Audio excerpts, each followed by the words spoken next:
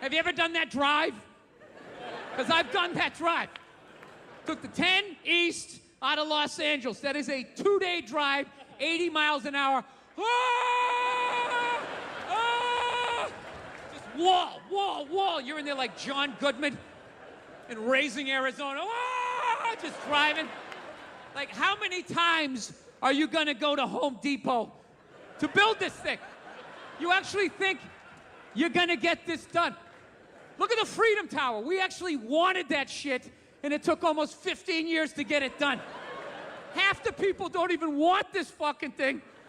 I'm telling you, by the time they finished it, this country would be so fucked up, we're gonna be the ones going over it. Listen, that dude, they got real sugar. They got real sugar in the Coke. I heard on the other side, the Orange Crush tastes like it did in 1978. Remember that 2-year period when it was actually delicious?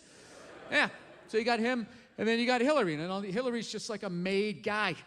She's the made fucking guy. Everybody thinks like, she dresses like a real estate agent, nothing to worry about. She's a fucking made guy. She's gonna give them the wars. She's gonna microchip the babies. Phase out the cash. She's not gonna do it, but she's gonna keep steering it in that direction, privatizing water. Water's not a basic human right. She's gonna go through the whole fucking thing, that psycho fucking thing that you do when you go after that kind of power. You gotta put it all over here in a little box. All your evils, you're just sitting there fucking smiling, knowing what's really going on. As you're talking to Joe Sixpack, he puts his pants on one leg at a time. No, it's so fucking, it's unreal. Like, I don't know. These are the 2 worst choices ever. Trump, if he wasn't so fucking racist, if he wasn't so racist, I can deal with the pussy grabbing. That's not in my world. I'm selfish, like every other voter, all right? If he wasn't so fucking racist, he would actually scare me a little less, because he's so obviously a dope. He's so dumb, I don't think he could get away with anything. You know what he reminds me of? You ever watch Law and Order, and they make an arrest in within the first 15 minutes? And they're trying to get you to think, we got him. You're just looking at your watch, you're like, dude, there's no way this guy did this shit. There's like another 45 minutes left. This can't be the guy. Who's the real guy? And that's when fucking Hillary, she fucking comes walking in. Yeah, she goes to those Bilderberg meetings, where they dress up like pheasants and they fuck each other, right? Sacrifice some employee from a Best Buy. Fight over his name tag for a trophy, right? Who do you pick? I got no idea. So I've just been regressing. I can't deal with this shit. I just want to hit pause. I don't want this election to fucking happen. So I've just been regressing, and I'm just watching the dumbest shit I possibly can. Morning time, those stupid talk shows to get soccer mom's day started. They have all those non-thinking stories. You love him, he's your best friend, but did you ever wonder, what does your dog do when you're not home? The next video may surprise you. And I just fill up my brain with this dumb shit. I don't want to deal with what's really going on. Nationwide heroin epidemic, fuck that. It's National Taco Day. We got Tony from Tony's Taco. Tony, what is it that makes a great taco? Well, it's all about starting out with the tortilla. Oh, yeah. Watching them making pancakes and all that shit. Talking to the ladies, talking about body issues. They're always talking about body issues. That's the dumbest one ever. When they talk about Hollywood, going like, Hollywood, they create these impossible body images, blah, blah, blah. That whole thing, the plus-size actress, right? The fatties, That's like a big thing. They're sick of being treated like fat people. I don't know what it is they're doing. They're going on the cover of magazines now, just showing how fat they are, wearing a little bit amount of clothes. And everybody's hyping them up, oh my God, that's so brave. That's so courageous. I'm not saying it doesn't take balls, but that's a bit of an overreach with the word brave, right?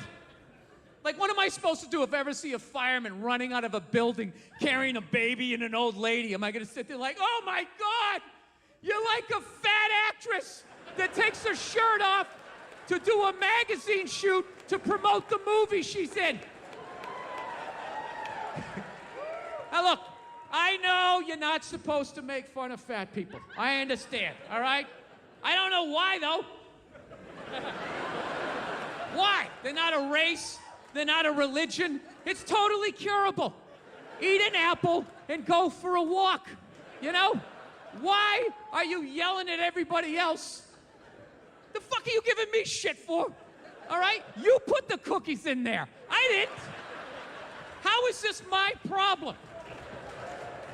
Jesus Christ, you ate your way in, you can walk your way out. All right? And just slowly start shedding the pounds. Shove some fucking lettuce in there instead of a bunch of ho-hos, and it's gonna come down, and then you're on my side of the fence, right? Join me. Come on, say it with me. Shame. Shame! Right? I know, you're not supposed to shame. You're not supposed to fat shame. You're not supposed to slut shame. They're like shaming. Like people aren't supposed to walk around with any shame. It's like a legitimate human emotion, but you're not supposed to feel it at all. You know, you're supposed to just walk around like a dictator. You're not gonna feel any shame. You never felt shame? You never had such a bad fucking night the next morning, you woke up, you couldn't even look yourself in the mirror. When you went to go brush your teeth, you looked up, you're like, oh, you fucking piece of shit. Wow. Wow, even for you, that was bad.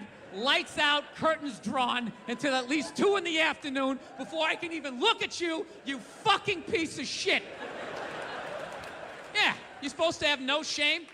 That's the new world. You're just gonna walk around sucking dick, you know, eating cookies, and just show up, and nobody's supposed to say anything? No one's supposed to have an opinion? Like, wow, that's gonna go off the rails pretty soon. I know, it's probably mean to do this stuff, but like, you can only have so much sympathy. There's so much stuff you can care about. You know what happened to me that changed my life? I did a gig in India, right? Unbelievably great people, but some of the stuff that I saw there, I'll never forget. I did a gig in India. I saw a toddler take a shit between 2 parked cars, walked away, no pants or parents, and then disappeared into the crowd like Hannibal Lecter at the end of Silence of the Lambs. It's one of the most heartbreaking things I've ever seen in my life. And then I come back to my country and it's like, oh, the studio said I had to lose 15 pounds to star in a movie. Well, then start running, you fat fuck. That's your big complaint in life? You know what it is? You know what it is? You know what it is about these fatties? You know what it really is? They have no respect for the amount of sacrifice and dedication it takes to truly get in like magazine level shape, which is you ever try to get abs? You ever try to get all the abs and get that shit down here? You ever try to do it? It's fucking impossible.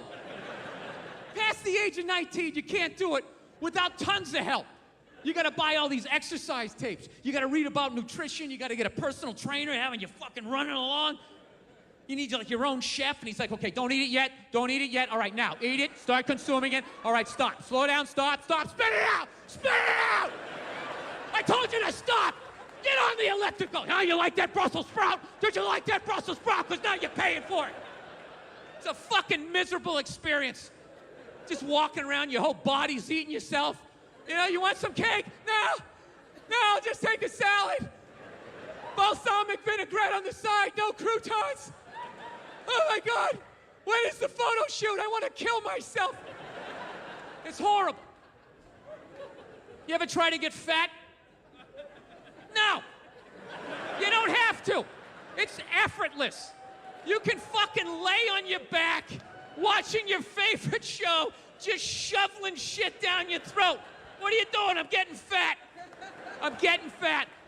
You got a trainer? Don't need one. It's natural.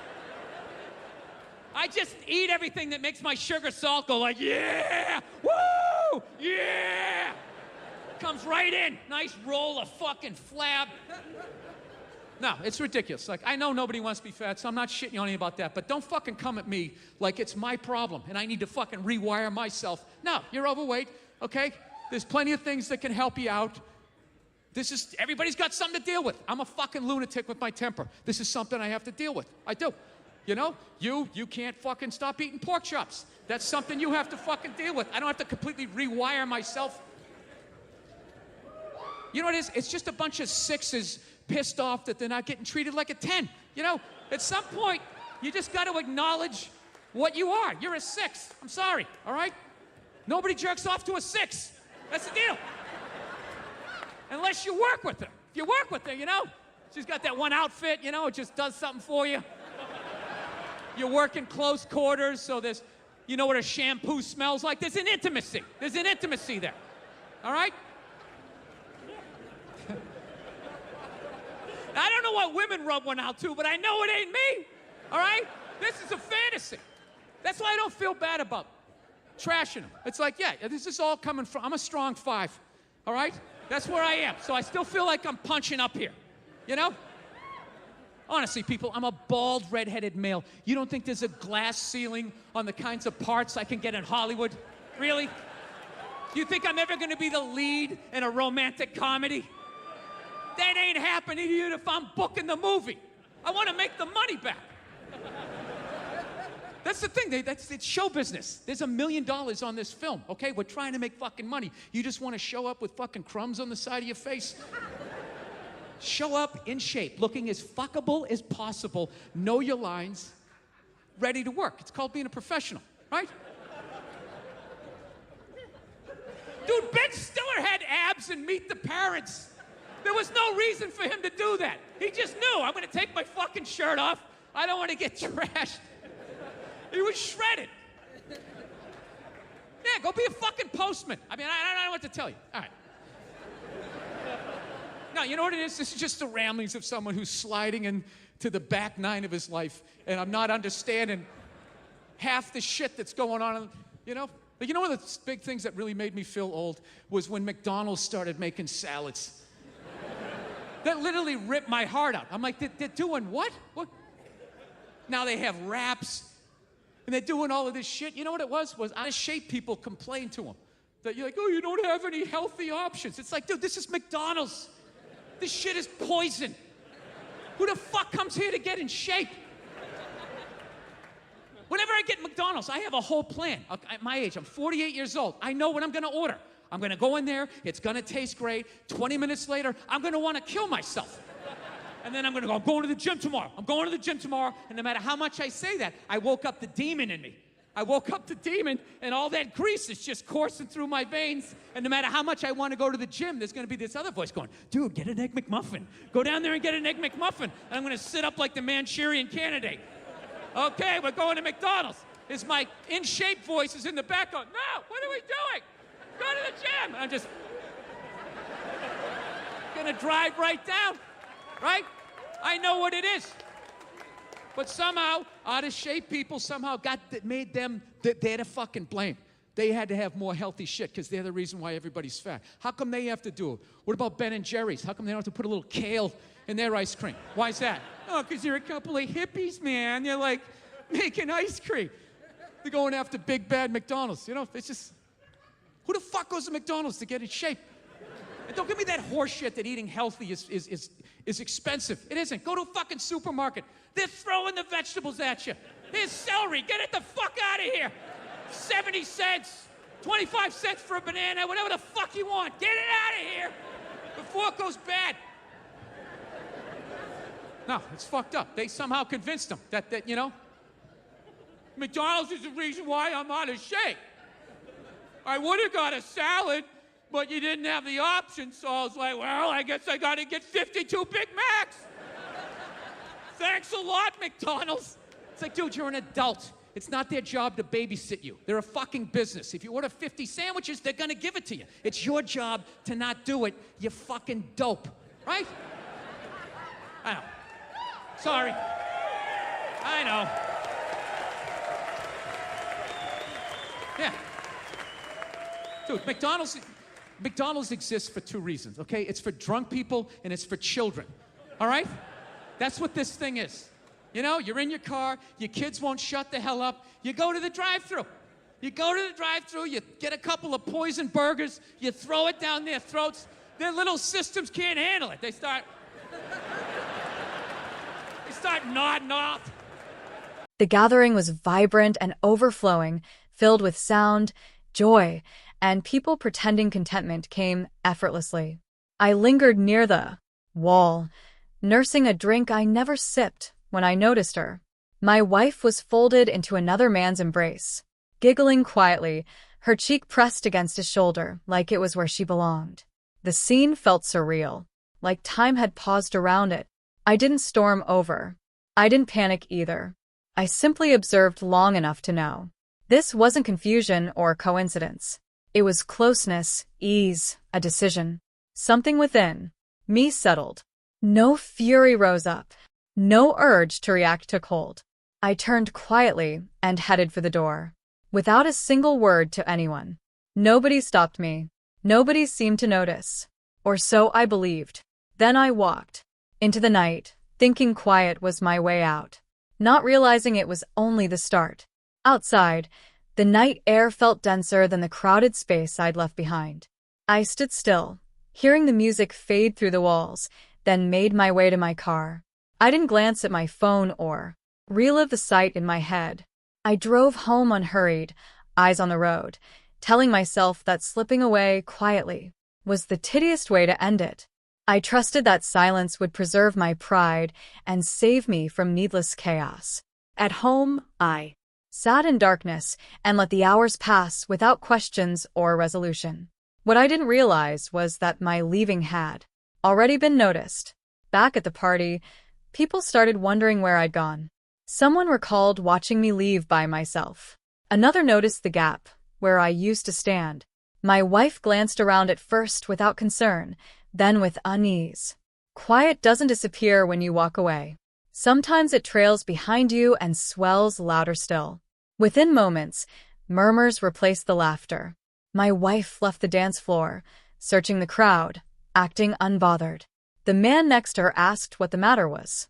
She brushed it off, saying he probably left early, but her certainty cracked. Friends started noticing a strain that hadn't existed before.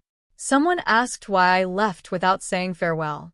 Another questioned if something was wrong. Doubts kept building silently. My missing presence unsettled the room more than any fight would have. People began piecing together things they'd overlooked all night. The picture of her wrapped in another man's arms no longer seemed innocent once paired with my wordless departure. The music played on, but talk shifted. Smiles turned forced. She tried phoning me. I let it ring. That ignored call shook her more than rage ever would. Silence strips away context. Without it, people must guess at the truth themselves, and that seldom ends well. By the time the night wound down, nothing felt festive anymore. People trickled out early, thoughts left hanging. My wife's smile never came back. She spent the evening explaining, defending, denying things nobody had openly accused her of. That alone spoke volumes. The following morning, my phone buzzed with texts from shared friends checking on me. I answered simply that I was fine. That composed reply puzzled them. They anticipated fury or grief, not steadiness. Rumors spread that something big had gone down, though nobody could quite say what. My wife eventually returned home rattled and guarded, wanting to know why I'd left silently. Without explanation, I told her calmly that there was nothing to clarify about what I had witnessed. It dawned on her, gradually. My quiet hadn't dodged the conflict. It had brought it into the light, and now she had to face outcomes she never saw coming so softly. In the following days, strains spread across our friend group. People steered clear of taking sides, but couldn't unsee what they had watched. My wife tried to shape the narrative, claiming nothing improper occurred. But silence doesn't back up rewritten stories. It unravels them. People remembered moments they'd once brushed aside. How she leaned close, how long the dance lasted, my quiet exit. I never confronted her or shared my side. I didn't have to. My absence spoke for itself. She blamed me for humiliating her by leaving. I answered that humiliation stems from actions, not reactions.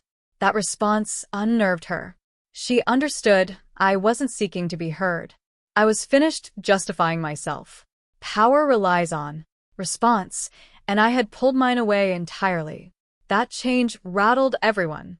With no fight to have, there was nothing left to settle, only a truth resting uneasily where a celebration had once stood. Quiet had tipped the scale, and nobody could reverse it. As weeks went by, the fallout deepened. Invitations dried up. Friends chose their words carefully around us. The man from that night disappeared from every conversation. My wife grew anxious and shaky, aware that something permanent had happened. She asked if I intended to walk away from her. I said I was figuring out what truth demanded. That answer brought no ease. I wasn't trying to hurt her. I was guarding myself. The stillness I held rattled her more than fury ever could. She realized silence couldn't be argued with, nor distance negotiated. My life continued on evenly. Work, habit, calm. Her world, on the other hand, felt shaky. The picture she'd relied on had cracked. People stopped asking me what took place. They assumed. Quiet invites guesswork. And guesswork rarely favors those who mask themselves in laughter. I discovered that walking away quietly isn't retreat. Sometimes it's the strongest thing you can express without uttering a single word. Eventually, she attempted an apology, weighing every word, gauging my response. I heard her out once, then said, "Sorry doesn't undo moments that lay bare the truth." That truth had already surfaced. She wondered why I hadn't called her out in front of everyone. I explained that a public scene would have let her deny it. Silence left her nowhere to retreat. That struck her hard. Friends later confessed my departure altered how they viewed the whole night. They recognized how often quiet had shielded discomfort for everyone there. My silent leaving demanded responsibility without a single accusation. I didn't feel victorious. I felt certain. The marriage I once trusted ended the second I chose to walk out calmly. Everything afterward was fallout, not choice. I stopped waiting for closure, discussions, or answers. Closure came the moment I believed what I saw and chose grace over drama. Silence didn't destroy me. It remade me gradually and completely without an audience, praise, or anyone's approval. Reflecting on it, that evening changed how I define strength. Strength isn't yelling, exposing, or chasing answers. Sometimes it's walking away quietly and letting truth reveal itself in time. My quiet departure set off a chain nobody saw coming because it stripped away comfort, denial, and control at once. The party slipped from memory, but the fallout lingered. I didn't declare my limits. I lived by them. People remembered my absence more vividly than the dance itself. I learned that silence, chosen deliberately, carries a weight no argument can rival. It doesn't demand attention. It compels reflection. Walking away without a word wasn't giving up. It was staying true to myself. And once I no longer needed answers, witnesses, or approval. The sequence of events that followed wasn't disorder. It was clarity arriving late for those who thought laughter could hide anything.